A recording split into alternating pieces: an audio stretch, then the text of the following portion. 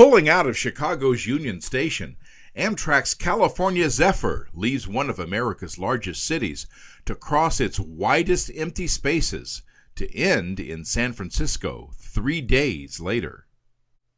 Imagine the excitement of someone who's never seen the West, anticipating the adventure and the unique landscape that lies ahead.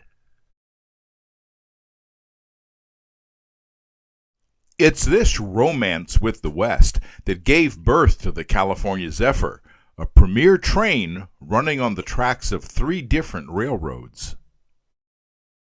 We see another Amtrak train waiting at an old Chicago warehouse, reminding us that Chicago is the hub from which nearly all the long-distance trains depart.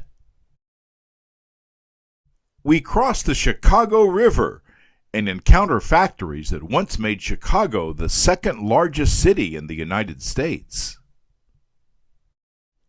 I'm reminded that Chicago got its start as a meat-packing center, later expanding into other industries.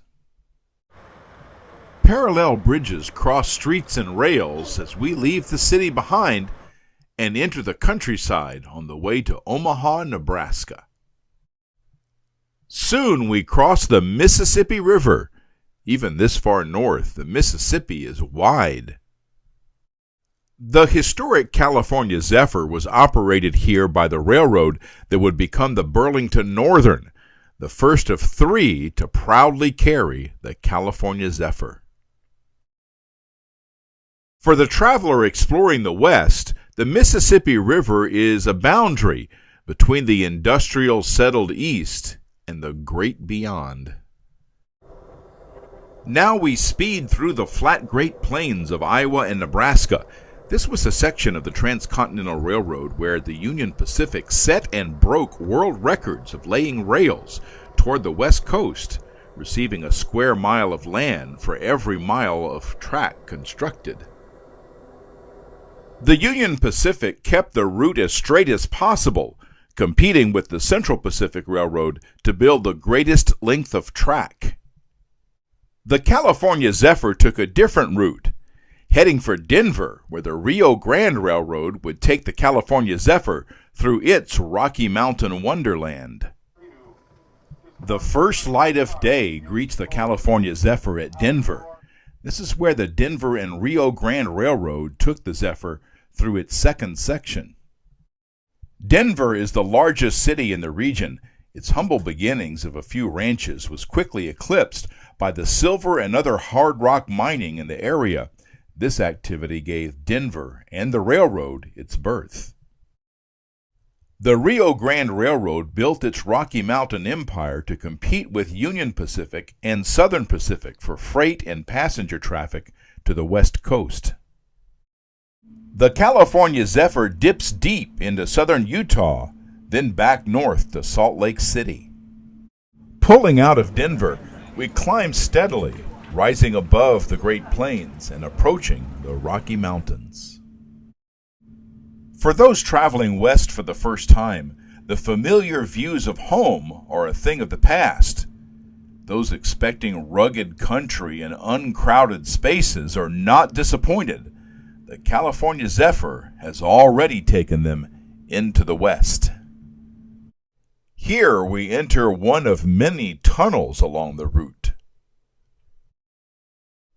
Soon, westbound passengers find themselves at the roof of North America. This snow-dusted wonderland features the Colorado River, not far from its headwaters in Rocky Mountain National Park. The Colorado River will now be the Zephyr's companion through numerous scenic canyons.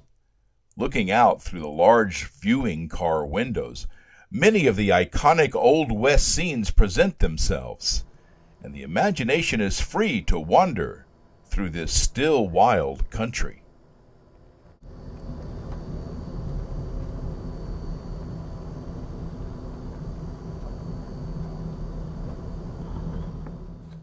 From the privacy of a roomette in the sleeping car, this jaw-dropping scenery can be enjoyed in quiet.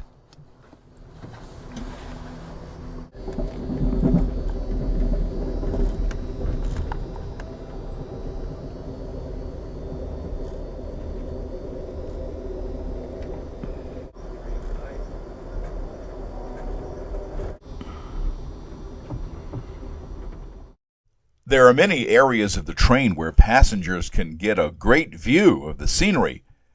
This view is from the dining car. The coach has large windows. The viewing car has wraparound windows near the ceiling, where passengers can look up and see the many cliffs and gorge walls along this route.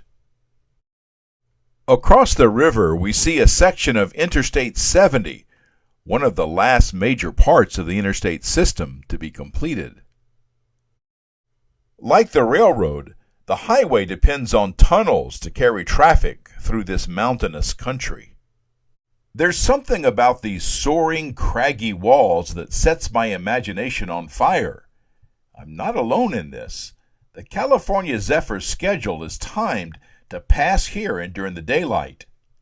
Where else can you see a sight like this while deciding what to eat for lunch? Okay, we'll be back. Okay. I wasn't sure if you knew what you wanted. I think I'll get the Angus burger again. I was thinking about having a burger too. Do you work for Amtrak? No, I'm a big fan though. Oh, you are? As you can tell. Yeah. The California Zephyr continues to follow the Colorado River, arriving in Glenwood Springs in Part 2 of the California Zephyr westbound.